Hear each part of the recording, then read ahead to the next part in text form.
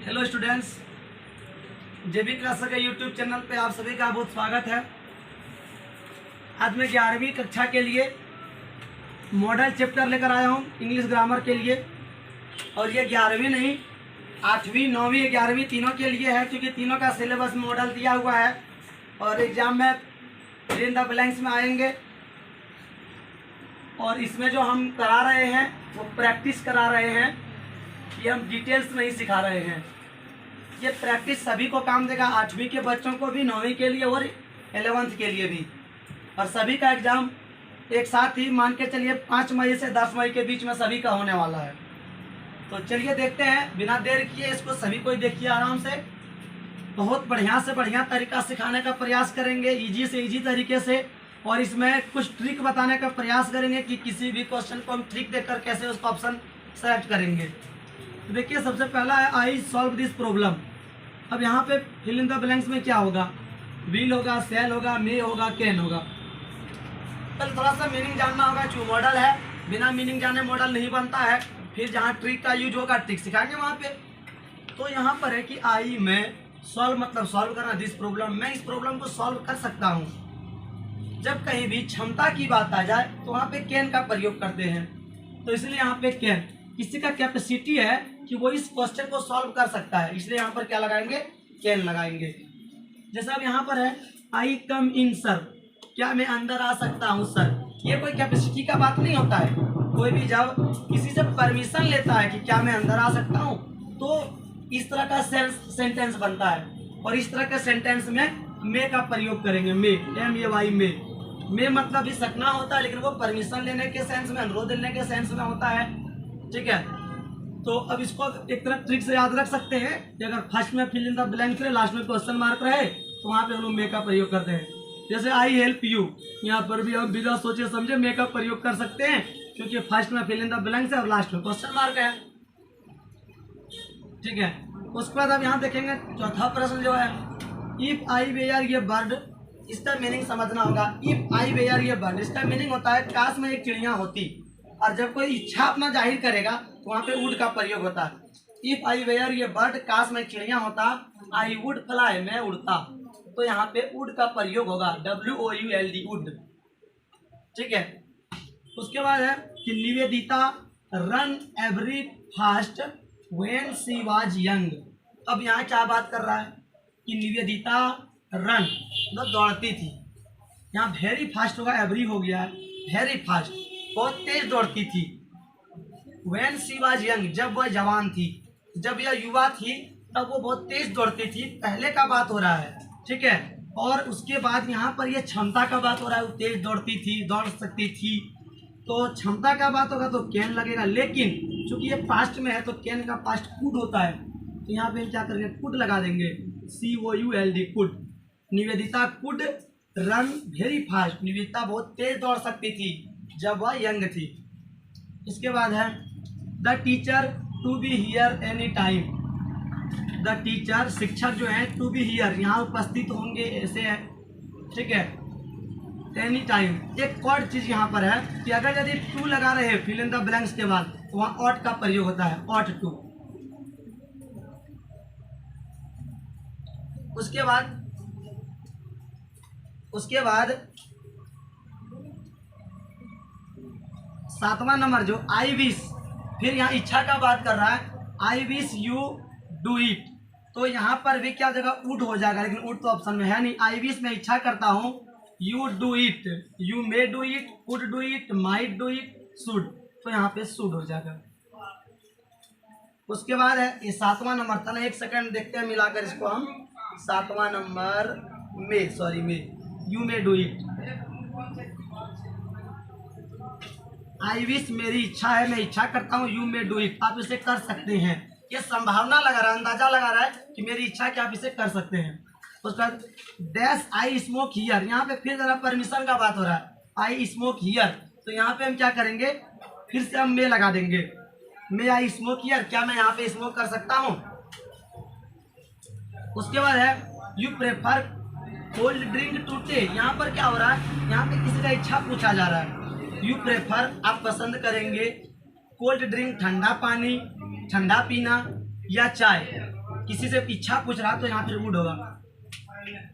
Would you prefer cold drink to tea. आगे है accident happen in a crowded city. Accident जो है क्या हुआ, होना चाहिए, शुड लगाएंगे तो चाहिए हो जाएगा, कैन में सकता है, ठीक है, सेल में फिर सकता, सेल का मतलब होंगे, एक्सीडेंट सेल हैपन, एक्सीडेंट होंगे, ऐसे मीनिंग हो जाएगा। और मस्ट का मतलब था अवश्य चाहिए, तो इसमें क्या होगा आंसर, तो यहाँ पे होगा एक्सीडेंट कैन हैपन, एक्सीडेंट हो सकता है इन ये क्राउडेड सिटी, भीड़ भाड़ वाला शहर में। फिर यहाँ पर है you please stop talking, you please stop talking. फिर यहाँ प्लीज का सेंस हो गया, तो यहाँ पे मे लगता है, अगर ऑप्शन आता तो नहीं, ऑप्शन है तो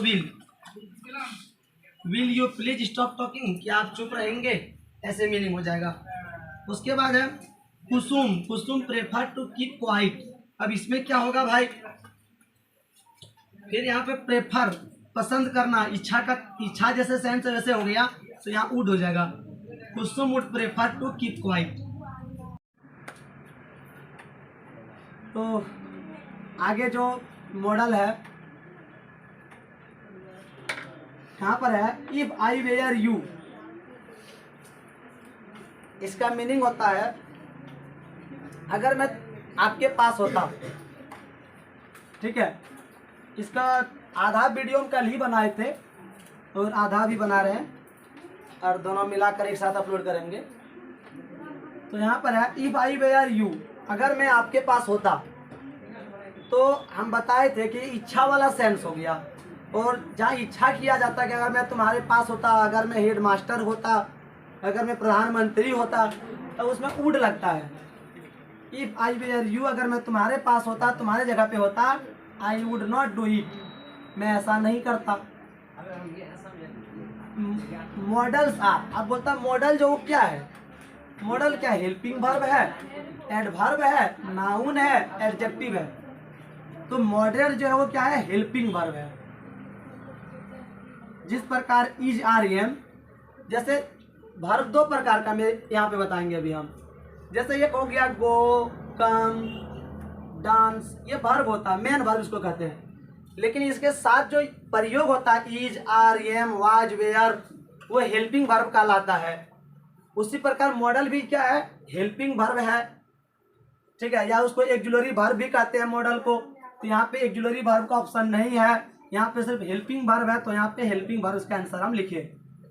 इसके बाद है आई कम इन, तो कल ही हम बताए थे कि जहाँ पे अब परमिशन लिया जाता है तो हम मे लगाते हैं, मे आई कम इन, क्या मैं अंदर आ सकता हूँ। इसके बाद है the school remain close tomorrow for Diwali. The school remain close, मतलब रिमेन का मतलब होता है दोबारा, क्लोज बंद होना, ठीक है, टुमारो कल से, फॉर दिवाली, दिवाली के लिए कल से स्कूल दोबारा बंद होगा। तो सेल, विल, हैड, शुड, क्या लगेगा यहाँ पे, will. The school will remain close, school दोबारा बंद होगा, दोबारा बंद होने वाला है, इससे समझेंगे, ठीक है। उसका you improve your hand writing, यहाँ पे क्या होता है कि मस्ट है, मस्ट का मतलब अवश्य चाहिए, शुड का मीनिंग होता है चाहिए, नीड मतलब जरूरत, माइट मतलब सकता, सकना, सकता था, ठीक है। तो यहाँ पर जो होगा क्या होगा, शुड होगा, you should improve your hand writing, आपको अपना हैंड राइटिंग इम्प्रूव करना चाहिए, सुधार करना चाहिए। यहाँ पर मस्ट नहीं लिखेंगे, जरूर करना चाहिए, कभी ऐसे नहीं होता है कि आपको अपना राइटिंग जरूर सुधारना चाहिए, ठीक है। जब बहुत ज्यादा जरूरी रहता है तब हम मस्ट का प्रयोग करते हैं। जैसे बच्चों को अपना माता पिता को देखभाल करनी चाहिए, यहाँ पे जरूर करना चाहिए, अगर बच्चे का देखभाल माता पिता नहीं करेगा फिर कौन करेगा, इसलिए अवश्य वाला सेंस हो गया, जरूर करने वाला, तब हम मस्ट लगाते हैं। He cook as his wife was not well, यहाँ तो समझ में मीनिंग नहीं आएगा, इसको समझेंगे। As his wife was not well, उसकी वाइफ अच्छी नहीं थी जब, ठीक है, तो उसको क्या होता था, ही कुक, वह खाना बनाता था, तो यहाँ पे हैड टू लिखेंगे, ही हैड टू, उसे खाना बनाना पड़ता था जब उसकी वाइफ अच्छी नहीं थी। आगे है you live long, you live long, ऐसा जब यहाँ पे मार्क्स रहेगा, इसका मीनिंग कुछ नहीं समझेंगे, जैसे ये साइन देखेंगे इसको कहते हैं एक्सक्लेमेटरी मार्क्स, तुरंत वहाँ पे मे लगा देंगे, मे यू लिव लॉन्ग। इसका मीनिंग तो जानते ही हैं, आप दीर्घ आयु हो। जब किसी का बर्थडे होता है तो उसमें हम लोग लिखते हैं मे यू लिव लॉन्ग, ठीक है। उसके बाद है ही इज वीक, वह कमजोर है इन इंग्लिश, इंग्लिश में कमजोर है। तो क्या होगा, he have to work hard, उसे कठिन मेहनत करना पड़ता है। ही विल वर्क हार्ड या ही मस्ट, तो सबसे अच्छा मस्ट होगा, उसे अवश्य कठिन मेहनत करना चाहिए। उसके बाद यहाँ पर देखेंगे वर्क हार्ड, कठिन मेहनत करो। लेस्ट, जब लेस्ट वाला मीनिंग आएगा इसका मतलब होता है नहीं तो इस सेंस में मे लगता है, ठीक है। वर्क हार्ड, कठिन मेहनत करो। लेस्ट नहीं तो यू में फेल, तुम फेल हो सकते हो।